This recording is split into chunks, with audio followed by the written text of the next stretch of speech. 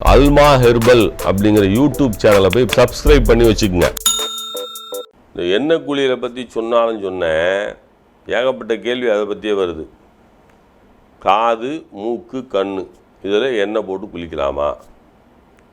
ஐயா, கண்ணில் ஒரு சொட்டு நல்லெண்ணெய் ஊற்றினோம்னா கண்ணில் இருக்க அழுக்கெல்லாம் போயிடும்.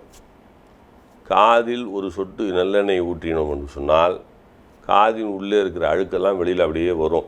நம்ம இப்படி தொடச்சி எடுத்துடலாம். புரியுதுங்களா? மூக்கில் ஒரு சொட்டு எண்ணெய் ஊற்றினோம்னா நசியம் செய்தல் என்று பெயர்.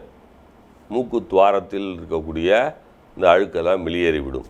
அதனால் தலைக்கு குளிக்கும் பொழுது இந்த கண்ணிலும் காதிலும் மூக்கிலும் நசியம் செய்வது நல்லது. கண் நசியம், காது நசியம், மூக்கு நசியம் என்று சொல்வார்கள்.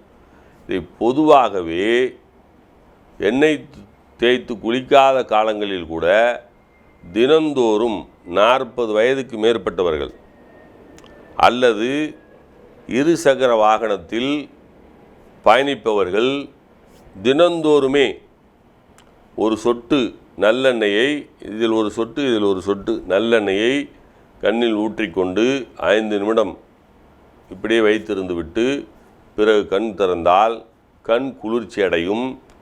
கண்ணில் வரக்கூடிய 96 வியாதிகளில் பெரும்பாலான வியாதிகள் வருவதற்கான வாய்ப்புகள் இல்லை.